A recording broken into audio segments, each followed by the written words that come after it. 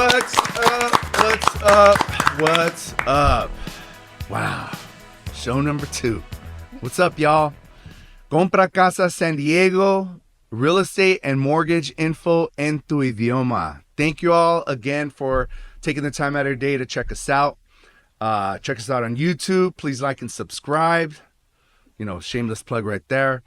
Check us out on Spotify, all your different platforms. You'll be able to check us out soon. So thank you again, first and foremost, for taking the time out of your day to check us out and hang out with us. This is your show. This is your show to ask questions, to get yourself informed, get yourself educated, to learn about the home buying process. Why? Because it's not that hard. And you're going to need a place to live. So why not own your own place? Why pay your landlord's mortgage? First of all, he don't like you. He has the opportunity to raise your rate, 10% every year, I think, over and over, through and through. More if they 10% want to. year over year. Possibly kick you out. Why does the not landlord gotta renew be a your he? lease. Okay, she don't like you. You can't do anything to your Can't house. do anything to your house. Paint it hyper green that you'd be wanting to.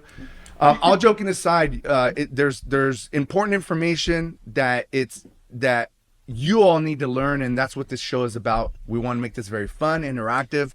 Please don't hesitate to reach out to us at any time. Shoot us a DM. Give us a call. There will be a phone number that you can call us directly that's dedicated to this to this show. So please check us out. Para ustedes que nos están escuchando hoy, muchas gracias por tomar el tiempo de su día en vernos aquí en YouTube o escucharnos en Spotify.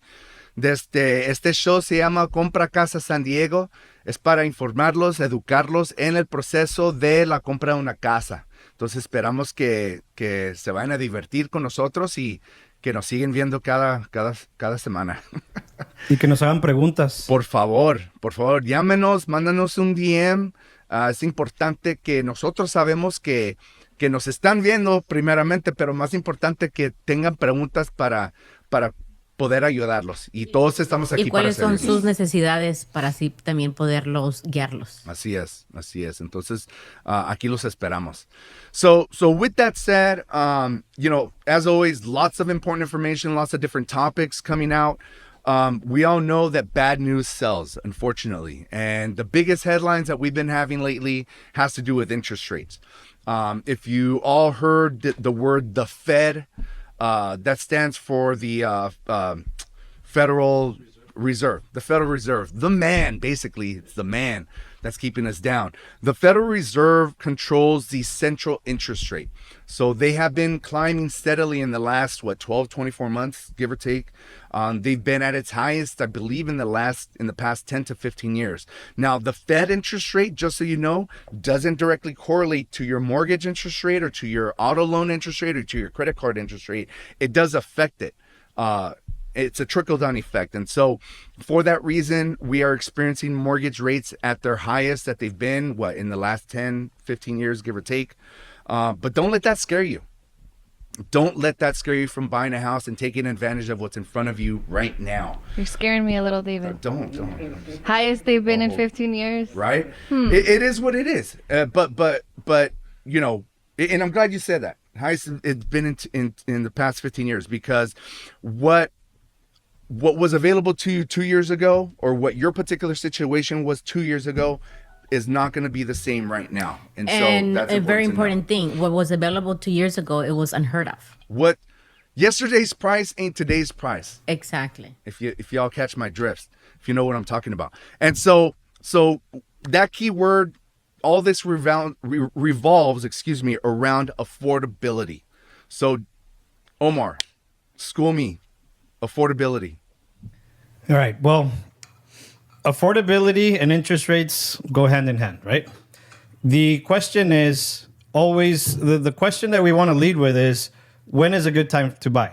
And affordability and interest rates go hand in hand with that answer. We talk a lot about the fact that interest rates are high. Absolutely. Does that mean that you can no longer afford? Well, you have to make sure you understand first what your threshold for affordability is, and then let us find the actual number that gets you there. So if you were to say $1 million at 8% versus $1 million at 3%, then yes, there's a big difference. Right. But that's not how we approach purchasing a home. That's not how we approach any investment, right? We find out what it is that you're able to buy, right? And then we Match the price. yeah, we match, and then we kind of basically tailor everything to fit that budget, right? Whether it's a budget, whether it's a specific price point, that's what we do. So I talk a lot about affordability being the main issue because people throw out interest rate as, oh, interest rates are high. Well, does that even matter if if you can only afford $3,000? There is something equivalent to $3,000. There's a price for $3,000. Yes, it's going to be different because of rates, but the affordability is a question. So to all of people that actually say, I'm not going to buy until interest rates are lower, that's a wrong approach. Okay, we have to retrain ourselves and to say, okay, Debunk what that. is my threshold that I can afford, and let's do some reverse engineering, right? Let's work from there and let's figure out what that gets you. What price matches your payment. Instead of just saying, hey, you know what, rates are high, I'm not gonna look at anything. That's to me the approach is important. So that's always what I like to start off with as far as affordability. How many times have we all heard, I wish I would have bought 2 years ago or 3 years ago when rates were low or when price points were low? Wish I would have bought in high school. Well, you got to consider what position were you at 2 or 3 years ago? Were you able to buy? We talked about this yesterday. You need to be ready to buy. And there are several different factors in your readiness or your ability to buy. And this is true. You have to be mentally ready to buy. Maybe you're not in that state yet. You're younger, you want to party, and that's all good. And it's all good, right? Because we were all in that same place, but you weren't mentally ready to buy. Were you physically ready to buy? For whatever reason that might look like, were you physically ready to buy? Maybe you weren't physically working at that time. So you had no employment. You weren't able to purchase, right? Income, it's the simple mathematics. Or financially ready to buy. Were you financially ready 2 or 3 years ago to buy? So don't get down on yourself thinking, oh, shoot, I missed the boat. You didn't miss the boat. The boat's still here. It's still waiting for you. We're ready to go on a cruise. When you call us, where's my captain's hat? We're ready to go take you on that cruise. Come with us. We can show you how to get there through this show and through the questions that you all ask. And so, affordability. Rick. I mean, just going back into the interest rate, we hear this all the time with people that we just meet, people at an open house. Perfect example, I was at an open house this weekend, and a family walks in, Chula Vista house. His kids go to school in the area. His wife's mom lives in that neighborhood, but they own a townhome in Spring Valley. But he's ready to sell. He's ready to move on. His kids are growing. They're outgrown that townhome. But his wife thinks that the interest rates are too high. So immediately, it's that, the interest rate. And I think people get so caught up in what they hear in the media. The interest rates are too high. San Diego's too expensive. And they should be thinking about, okay, well, let me sit down with a professional.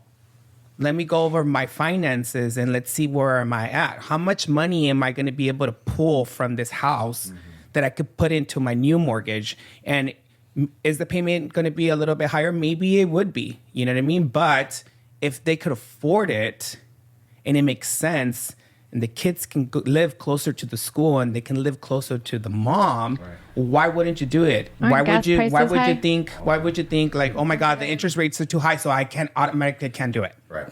And that is the mindset right now. Yeah.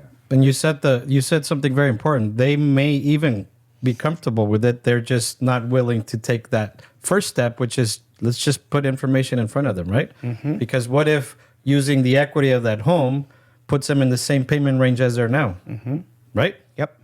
Right, and the rate is something that can adjust if you decide to refinance. So let's talk about equity because there's some stats nationally and locally here in the state of California. So national stats say in 2022, the national average of equity built was $64,000. But in Cali, it's $141,000. So let's talk about leverage. In 2 years, what other investment vehicle is going to give you that return on it? Exactly. That's Exactly. huge. That's huge. Maybe crypto. Let's not even go there. That's That's show for number- another show that's show and number another 3. day, not today. Wrong show, guys. But imagine 141,000 could put a buyer with the 20% they need, paying their closing costs if they have to, and potentially even paying off some debt. I mean, we've helped homeowners pay off their vehicles, pay off their credit cards, get keys to a new house, and still have savings. Well, I just had a first-time buyer that we helped 2 years ago. Bought a townhome in Eastlake, and he just recently reached out to us because he's ready for something bigger, and he has over $115,000 that he could put towards his new property. So, it's only a matter of the right property hitting the market for him to make that move. And but 2 years. Right. And how much did it cost him to get into the door? He got into that property with 5%. 5% down. Decent interest rate. And you know what? And he's not scared of the new interest rate. Right. He's just seeing all the equity that he has built. Right. And he actually got a roommate, right? Well, he had a roommate for a second, but that didn't work out. So he has a 2-bedroom. And the main reason why he wants to upsize is because he wants space for his dog. Hey, There you go. Canine. That's also awesome. valid. So, Either a dog or a wife, whatever. I'm sure right? when he first bought, he wasn't in the like in a higher paying position that he probably is currently. Correct. Now. So now he's You making know, more he had a money. And that's roommate another reason because- why he reached out. He's like, I made X amount this year. And Exactly. so he's like, now I'm ready to see what my next move is going to be. And he's young and he has his own business, but his head is in the right place. He's thinking like, okay, Onward, upward. how do I get better? And like how you mentioned earlier, maybe 2 or 3 years ago, you weren't making the income that you're making now, right? So yeah, home prices went up, but so did salaries. Agreed. And so And we'll keep doing so. So yes, interest rates are high right now. And who's to say that you're still going to be in the same exact, paying position that you are at work right now, today, Mira, in 2 years? pero Mirna, compré hace 3, 4 años, tengo una tasa de interés de 3% fijo por 30 años. ¿Por qué me quisiera deshacer de esa tasa? Hay miles de razones porque alguien se quiere mover de su casa. Si compraron un condominio al 3%, como dice Ricardo, este cliente, su casa le costó, ¿qué tal? Unos 460 más o menos. 460, sí, al 3%, pero ya no está cómodo en esa propiedad. Él entró con el miedo de decir, me voy a agarrar un roommate. Voy a agarrar un roommate para esto. Ahora, sí, el interés es ponle que ahorita es un 6.75, tal vez. Realmente una tasa de ese fracción realmente no es alta. La cosa es de que nos mal acostumbramos a los intereses que estábamos durante la temporada de COVID. Esos intereses fueron un tiempo que nadie lo pensaba. Mucha gente tomó ventaja y ahora para salirse de algo que fue ilógico es difícil. Pero haciendo los movimientos, vamos a ver el plusvalía, que en 2 años tuvieron unos $100,000 de ganancia y los pueden convertir para el enganche de su nueva casa a una tasa de interés que realmente no está tan alta. Una tasa de interés alta, estamos hablando del 15-20%. Yep.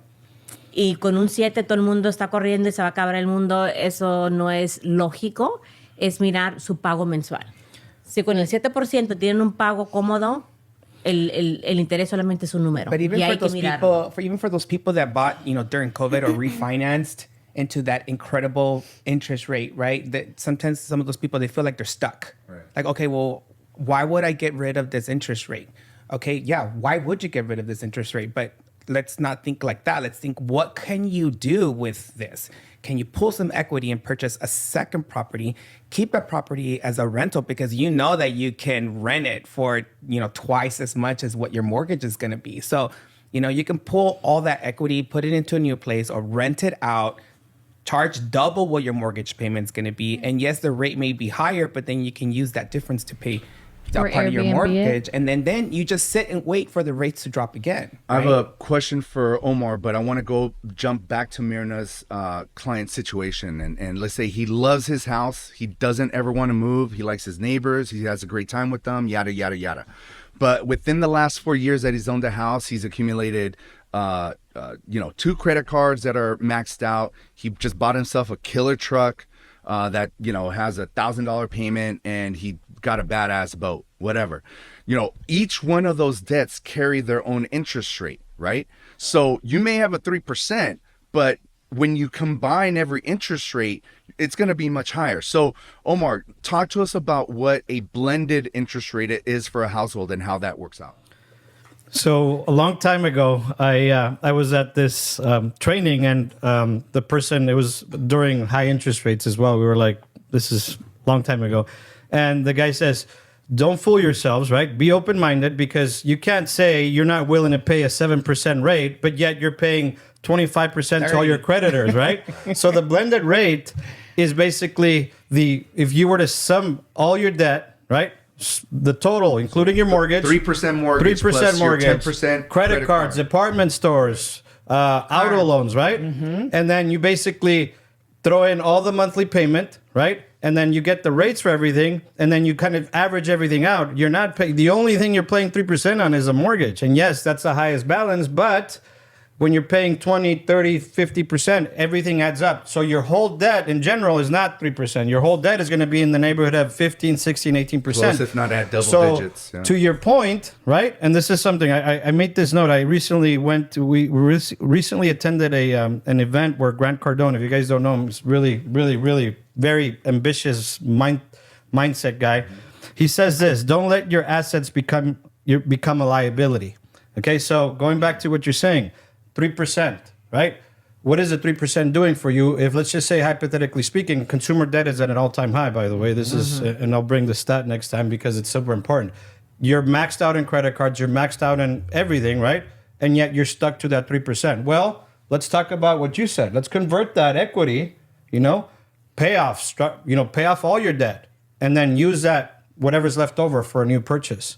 So that is allowing you to actually take advantage of what you've built, right? The equity you've built, and then put yourself in a better position financially. Blended rate is something that people ignore and you need to be made aware of. So again, think about the house as a tool that can, in essence, put you in a better financial position, whether it's debt or whether it's to invest in another home. Yeah, and I think that's something that people and for those people at home, yeah, who are listening, I would be curious to know how many of those people are gonna, open up their bank statements and see how much their interest rate is going to be, because a lot of people don't even know. They don't even consider that. I don't even know. They're just focused on, I have a small mortgage, but then I have $1,000 in credit card debt. Yeah.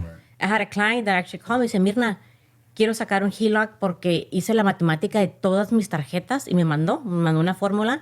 Era 44% en 7 tarjetas de crédito. I'm pretty sure that's what I paid. Me dice 44 y aparte mi casa.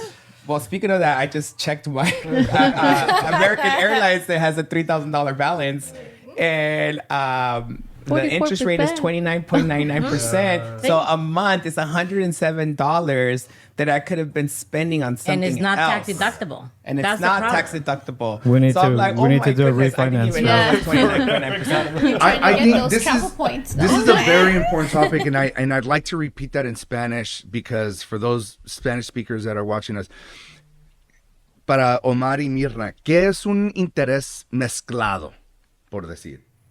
Básicamente, un interés mezclado es cuando tomas todas tus tarjetas de crédito. Hay que decir, tienes tu Macy's, tu carro, la moto. Ahorita mucha gente anda comprando motos como a toy. ¿Por qué?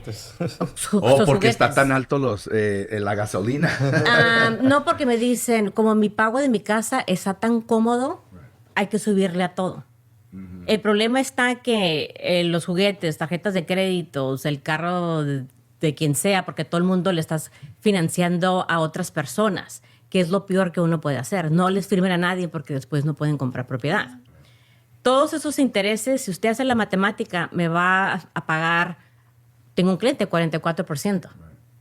Que aparte lo peor es de que no es deducible de impuestos. Comparado a su 2% o 3% en su préstamo, que la tasa de interés es tan baja que las deducciones son mínimas. Entonces, lo que uno está haciendo ahorita es combinar las deudas con la casa y le damos un interés, hay que decir un 7%, que todo va a ser deducible de impuestos, va a tener más para sus ahorros, para poner en sus cuentas de retiro y va a tener un pago más cómodo. Pero la gente le da temor. Porque 7, comparado a las tarjetas de aquí, mi amigo, 30%. La respuesta a la pregunta es ¿cuándo un 7% es mejor que un 3%? Cuando el 7% te elimina Exactamente. 50,000, 60,000 dólares de deuda, ¿verdad? Ese es el razonamiento detrás de del tema, ¿no? De que Conclusión. no es tu casa y todo lo demás. Todo es tu situación financiera. No lo ignores, no te pongas en esa posición, ¿verdad? Y toma ventaja Del la plusvalía. Del Correcto. plusvalía. All right, you guys convinced me. I'm gonna call my loan officer right after this. Great segue Sitting at to the that, table. Chanel. And so, who is your loan officer? We are your team to help you with that. Compra Casa San Diego. This is your show, real estate and mortgage information en tu idioma. We want to make this a fun, interactive show, but it's important information for y'all to understand. Who of you knew what what a blended interest rate was? ¿Cuáles de ustedes sabían que hay cierta cosa como un interés mezclado, por decir? Entonces, por medio de este show, aquí estamos para ayudarlos a entender, educarlos de las diferentes posiciones o situaciones que uno va a estar. Entonces, esperamos que sigue nos escuchándonos. Check us out. Instagram, YouTube. Please ask questions. Hit us up all the time. We're here to help. So I want a quick segue and just go to another question that we all have been getting or have been hearing is wanting to wait on pricing and rates to drop? Question mark. Right? And I gag every time I hear somebody say, "Yeah, I'm just gonna hold off and wait." What are you waiting for? So Chanel, tell us about a situation or maybe something that you've come across. I think I've been wanting to purchase my own home since I got into the business, which was 7 years ago. Could I afford it? Absolutely not. So when I was finally able and ready to, afford a home, qualify for a home loan, that was when I made it happen. Obviously with a little push from my mentors, Omar and Diego, a big push. But nonetheless, it's imperative to do so when you can. So a lot of us think it's impossible. It's definitely not impossible. Again, I said, I wish I could have bought in when I was 15, when the home prices were super, less than what they are now. Well, I was in high school. What? Right. How can you think that way? So I think we need to debunk that. All of us. I think everybody has a little bit of, that in them. All of the consumers. I wish I would have been able 2 to. years or ago, whatever, or I'm gonna wait. I'm but gonna again, do this. Take yourself back to that time. Were you ready? No. 2 years ago, were you ready? No. Maybe you were locked up. You weren't ready. And who's to say in 2 years from now you won't be making more money than you are now? Right. And I think that's what we forget to remember is that we're always moving forward. We're always pushing on, hustling to make more money, to do the next, investment, to make it happen. To maybe start renting out your car. There's little services like that. Right. Yeah, but I was going to say, I think that's important. Even like San Diego's a military town. And we had a young guy that was stationed out here and right away went into a purchase in a community called Ote Ranch. And the price was good. He had his housing allowance and he was able to get some of his shipmates to rent from him. And he got orders less than 3 years later. And he was 22 when he bought the house. And basically, before he was 25, he got orders to go to Virginia. We sold the property, and his net equity was over $160,000. So he was able to pretty much pay almost what he wanted to pay for in Virginia.